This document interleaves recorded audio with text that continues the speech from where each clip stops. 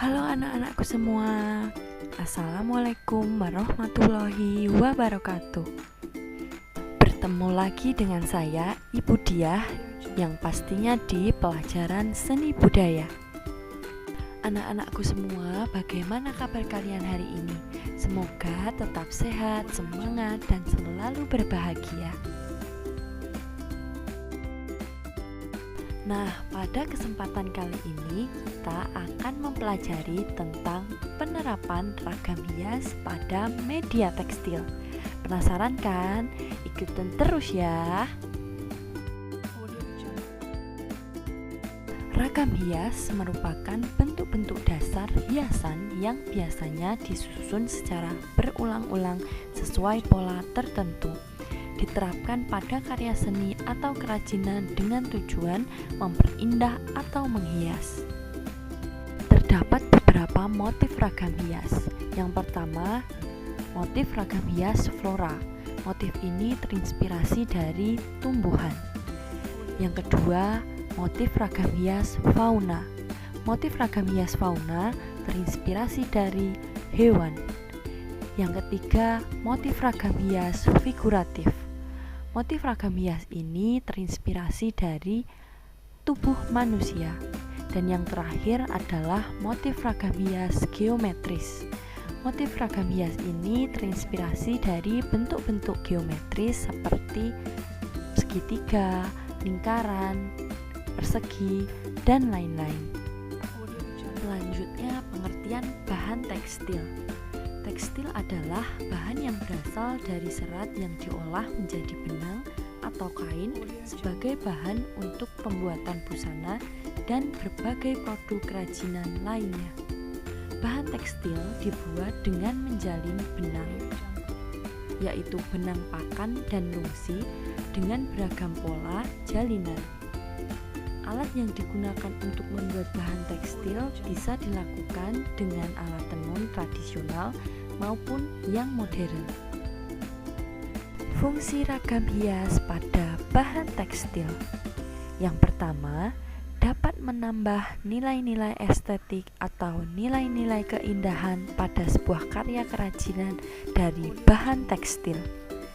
Yang kedua, dapat menambah nilai ekonomis atau nilai jual produk. Yang ketiga, menambah daya tarik pembeli.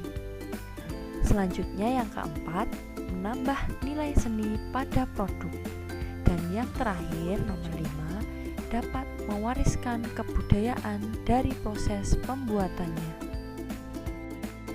Jenis-jenis bahan tekstil sangat beragam, antara lain sebagai berikut. Yang pertama, serat alam. Serat alam dibagi menjadi dua, yaitu serat alam tumbuh-tumbuhan dan serat alam dari hewan. Serat alam dari tumbuh-tumbuhan contohnya kapas, lenan, rayon, nanas, dan pisang. Sedangkan serat alam yang berasal dari hewan contohnya seperti benang wol dan sutra. Yang kedua, serat buatan atau termoplastik, yaitu bahan tekstil yang berasal dari serat buatan. Contohnya seperti dakron, polyester, dan nilon. Yang ketiga, serat galian, yaitu bahan yang berasal dari dalam tanah.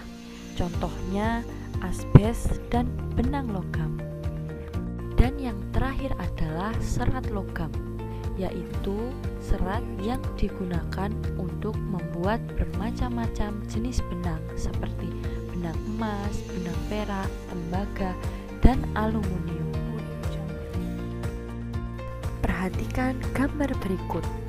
Gambar tersebut merupakan contoh serat alam yang berasal dari hewan dan tumbuhan. Sedangkan untuk gambar di samping merupakan contoh serat buatan. Sifat-sifat bahan tekstil. Yang pertama, katun. Katun memiliki sifat menyerap air, mudah kusut, lentur, dapat disetrika dalam temperatur panas yang tinggi.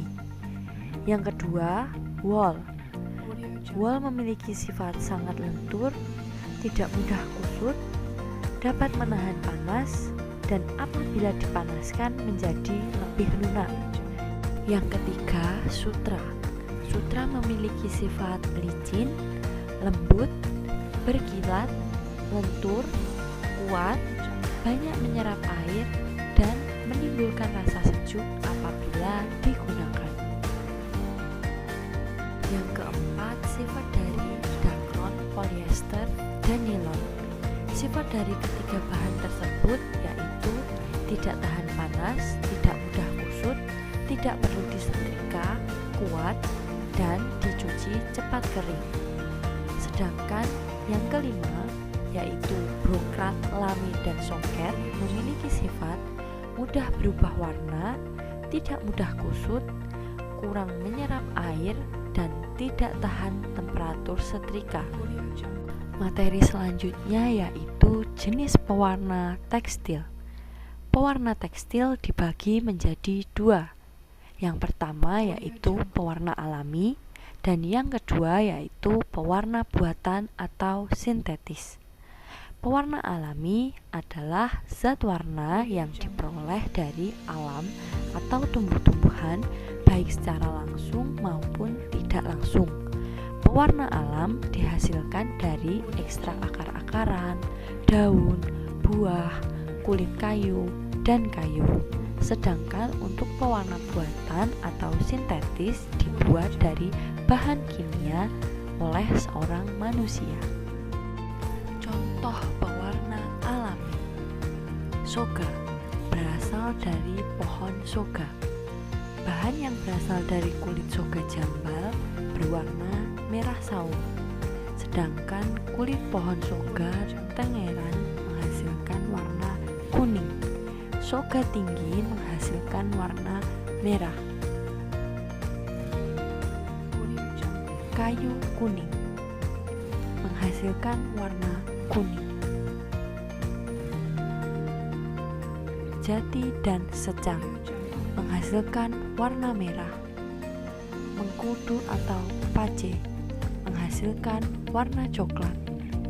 Dan yang terakhir, kesumba menghasilkan warna orange. Contoh pewarna buatan. Yang pertama, zat warna naptol.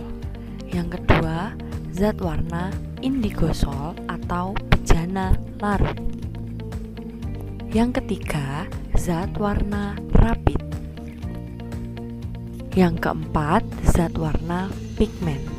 Dan yang terakhir, yang kelima adalah cat tekstil. Materi selanjutnya yaitu teknik menerapkan ragam hias pada bahan tekstil. Yang pertama adalah teknik membatik. Membatik merupakan cara membuat atau menggambar motif pada sebuah kain atau bahan yang lain dengan sistem tutup dengan bahan malam, cetak, dan celup dengan warna. Batik tulis menggunakan canting, batik cetak menggunakan cetakan, sedangkan batik celup menggunakan ikatan. Yang kedua, menenun. Teknik pembuatan kain dengan cara memasukkan secara berselang-seling kelompok benang yang membujur atau lungsi ke dalam kelompok benang yang melintang atau pakan. Yang ketiga, menyulam.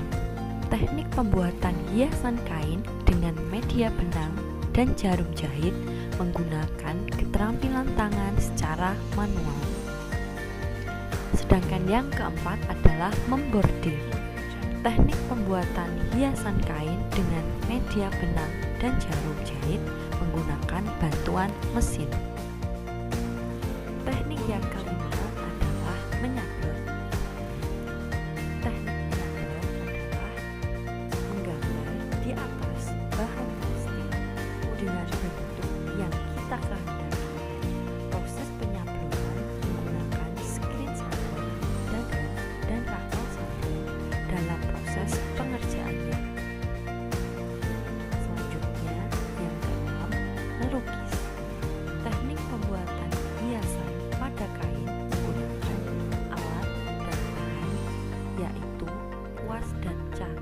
Nomor 7 atau teknik yang terakhir adalah songket. Songket adalah teknik tenun menggunakan benang emas atau benang perak, benang sutra yang berwarna, benang sulam, benang katun berwarna, dan lain-lain.